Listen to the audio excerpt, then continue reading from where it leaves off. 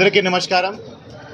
So నిన్న Chirala rural police station అంటే Epurupalem police station పరిధిలో నిన్న ఎర్లీ మార్నింగ్ అరౌండ్ 5:45కి ఒక అన్ఫార్చునేట్ షాకింగ్ ఇన్సిడెంట్ జరిగింది. ఒక 21 years old అమ్మాయిను అత్యాచారం చేసి హత్య చేయడం జరిగింది. అమ్మాయి ఎర్లీ మార్నింగ్ 5:30-5:45 టైంకి బహిర్భూమికి బయట వెళ్ళడం జరిగింది. అక్కడ అమ్మాయిను రేప్ చేయడం, తర్వాత అక్కడే అమ్మాయిను మర్డర్ చేయడం జరిగింది. సో ఈ ఇన్సిడెంట్ మీద ఇమ్మీడియట్గా crime number 169/24 of Chirala rural police station under section 302, 376 IPC కింద కేసు నమోదు చేసి ఇమీడియట్గా ఇన్వెస్టిగేషన్ టేకప్ చేయడం జరిగింది. సో సీన్ ఆఫ్ క్రైమ్ని క్షుణ్ణంగా పరిశీలించడం జరిగింది. నేను కూడా, ఐజీ గారు కూడా, అందరూ కూడా సీన్ ఆఫ్ క్రైమ్ని పరిశీలించడం జరిగింది. సీన్ ఆఫ్ క్రైమ్లో ఉన్న అన్ని ఆధారాలు, అన్ని ఎవిడెన్సెస్ సైంటిఫిక్ మేనర్లో కలెక్ట్ చేయడం జరిగింది. అక్కడ క్లూస్ టీం పంపడం జరిగింది, అదేవిధంగా డాగ్ స్క్వాడ్ కూడా పంపడం జరిగింది. సో అవన్నీ ఎవిడెన్సెస్ కలెక్ట్ చేసి ఇన్వెస్టిగేషన్ టేకప్ చేయడం జరిగింది.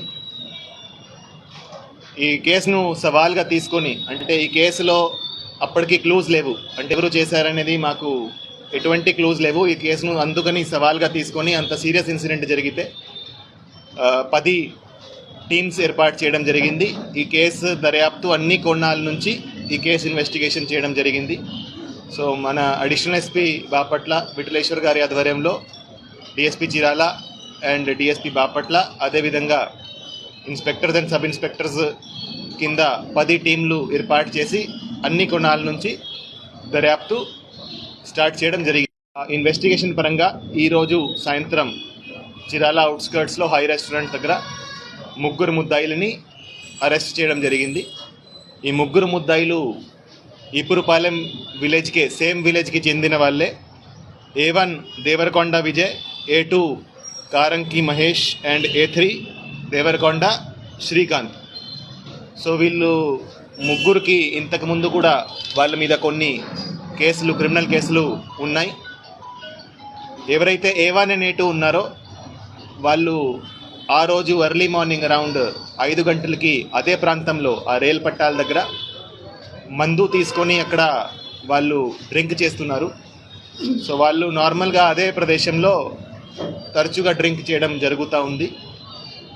అదే టైంకి ఎవరైతే హతురాలో ఉందో, ఎవరైతే విక్టిమ్ ఉందో, ఆమె ఆ ప్రదేశానికి వెళ్ళడం జరిగింది. ఆ ప్రదేశానికి వెళ్తే వాళ్ళు అదే అవకాశంగా చూసుకొని ఆమెను ఇద్దరు బలవంతంగా లాగేసి బుషెస్లో తీసుకువెళ్ళి అక్కడ ఆమె మీద అత్యాచారం చేయడం జరిగింది.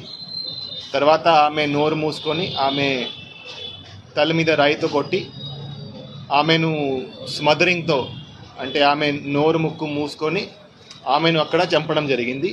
ఇది చేసినాక వాళ్ళు అక్కడ నుంచి పారిపోవడం జరిగింది.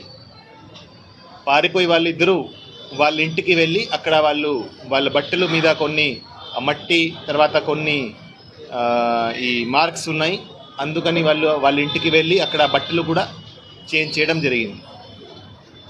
దాని తర్వాత వాళ్ళు ఒక్కసారి మళ్ళీ సీన్ ఆఫ్ క్రైమ్కి రావడం జరిగింది. అప్పుడు కొంతమంది వాళ్ళను అక్కడ చూడడం జరిగింది. అంటే వాళ్ళు సీన్ ఆఫ్ క్రైమ్లో మళ్ళీ ఆ రోజు కొంతమందికి కనపడ్డారు. ఎప్పుడైతే బాడీ దొరికే టైంకి, ఆ టైంకి మళ్ళీ కనపడ్డారు. సో అందుకని మాకు వాళ్ళ మీద కూడా అనుమానం వచ్చింది. వాళ్ళ మీద ఇంతకుముందు పాత కేసులు కూడా ఉన్నాయి కాబట్టి వాళ్ళను అరెస్ట్ చేసి విచారిస్తే వాళ్ళు ఈ క్రైమ్కి కన్ఫెస్ చేయడం జరిగింది, వాళ్ళే చేశారని. సో ఎవరైతే A1 and A2 ఉన్నారో వాళ్ళు ఇద్దరు కలిసి ఆమెను బలవంతంగా అత్యాచారం చేయడం జరిగింది.